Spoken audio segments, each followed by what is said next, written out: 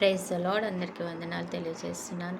ఈరోజు దేవుడు ఇచ్చినటువంటి వాగ్దానము సామెతల గ్రంథం 9వ అధ్యాయం 11వ వచనంలో వ్రాయబడినట్టుగా, నా వలన నీకు దీర్ఘాయు కలుగును, నీవు జీవించు సంవత్సరంలో అధికమగును.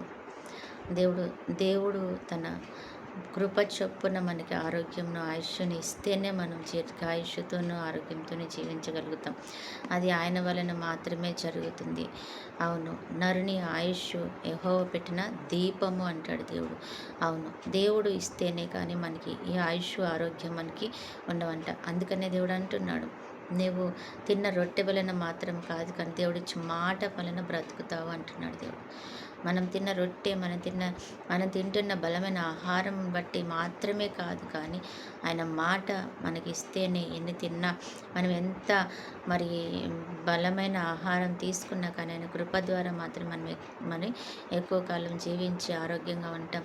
ఇది మనం తెలుసుకుని ఆయన దగ్గర మనం వేడుకొని ఆరోగ్యాన్ని ఆయన దగ్గర మనం వేడుకోవాలి. నిజమే కదా, దేవుడు అంటాడు ఒక మాట, నేను పొందిన దెబ్బల చేత మీకు స్వస్థత, నేను పొందిన దెబ్బల చేత మాత్రం మీకు స్వస్థత వస్తుంది. మనకు స్వస్థత ఎలా రావాలంటే ఆయన ద్వారా మనకు వస్తుంది. ఆయన కార్చిన రక్తం ద్వారా మనకు స్వస్థత. కాబట్టి మనం స్వస్థత కావాలంటే ఆయన దగ్గరికి వెళ్ళి, ఆయన పాదాల వద్దకు వెళ్ళి, ఆయన ద్వారా మనం స్వస్థత పొందుకొని తద్వారా మన దీర్ఘాయుష్ను ఆరోగ్యంతో జీవించాలన్నమాట. మరి దేవుడు మనకు అట్టి కృప ఇచ్చి దీర్ఘాయుషుతోనూ పరిపూర్ణ స్వస్థతతోనూ ఆరోగ్యముతోనూ మనల్ని, మన కుటుంబాన్ని నింపునుగాక. ప్రార్థన. పరిశుద్ధుడైన దేవ, ప్రేమ కలిగిన తండ్రి యేసుక్రీస్తు ప్రభువా, నీకు వందనాలు.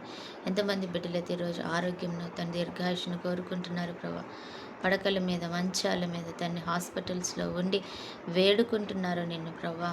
నువ్వు చెప్పిన రీతిగా, నువ్వు పొందిన దెబ్బల చేత మాకు స్వస్థత అని చెప్పిన రీతిగా మాకు స్వస్థత దయచేసి ఆరోగ్యం దయచేయమని, దీర్ఘాయుషుతో నింపమని, కృపా సమాధానములతో మమ్మల్ని నింపుకోమని బ్రతిమలాడుతున్నాయి. ఈరోజు ఎంతమంది బిడ్డలు అయా ఈ రీతిగా మాకు సహాయం చేయమని అడుగుతున్నారు, వారందరి జీవితాలు అద్భుతాలు చేయండి ప్రభా. స్తోత్రం.